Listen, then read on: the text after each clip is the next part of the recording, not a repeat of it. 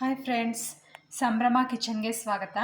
ಇವತ್ತು ನಾನು ಹೇಳ್ಕೊಡ್ತಾ ಇರೋ ರೆಸಿಪಿ ಮೆಂತೆ ಪಾಲಕ್ ಪಪ್ಪು. ಇದಕ್ಕೆ ಬೇಕಾಗಿರೋ ಪದಾರ್ಥಗಳು: ಮೆಂತೆ ಸೊಪ್ಪು, ಪಾಲಕ್ಕು ನೀಟಾಗೆಲ್ಲ ವಾಶ್ ಮಾಡಿಬಿಟ್ಟು ಕಟ್ ಮಾಡ್ಕೊಂಡು ಇಟ್ಕೊಂಡಿದ್ದೀನಿ.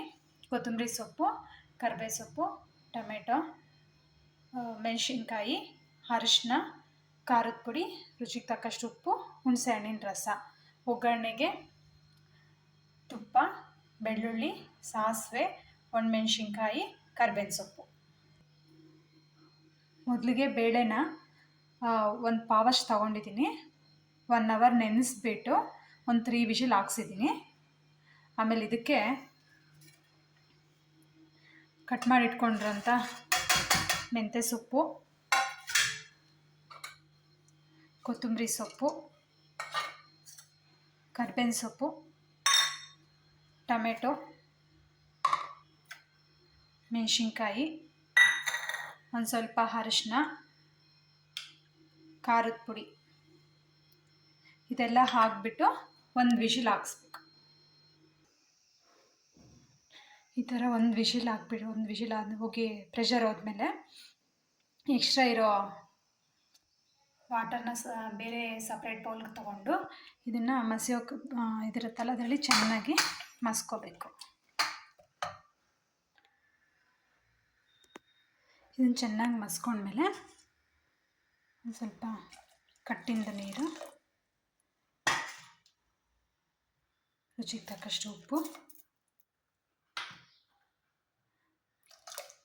ಹುಣಸೆ ಹಣ್ಣಿನ ರಸ ಹಾಕ್ಬಿಟ್ಟು 10 ಮಿನಿಟ್ಸು ಚೆನ್ನಾಗಿ ಬಾಯ್ಲ್ ಮಾಡಬೇಕು. ಒಗ್ಗರಣೆಗೆ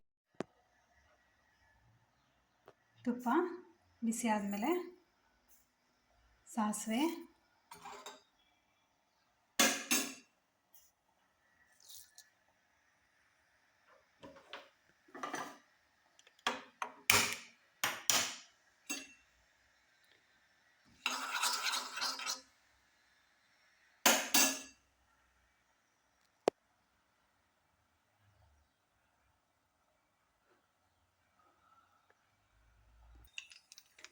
ಆಮೇಲೆ ಬೆಳ್ಳುಳ್ಳಿ,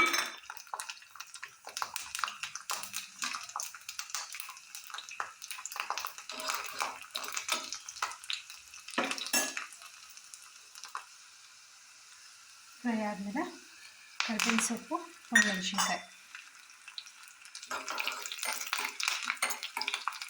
ಅದು ಬಿಸಿಗೆ ಎಲ್ಲ ರೋಸ್ಟ್ ಆಗುತ್ತೆ. ಸ್ಟವ್ ಆಫ್ ಮಾಡಿ ಈಗ ಚೆನ್ನಾಗಿ ಕುದಿಬೇಕು. ಇವಾಗ ಸ್ಟವ್ ಆಫ್ ಮಾಡಿ ಒಗ್ಗರಣೆಗೆ ಹಾಕೋದು.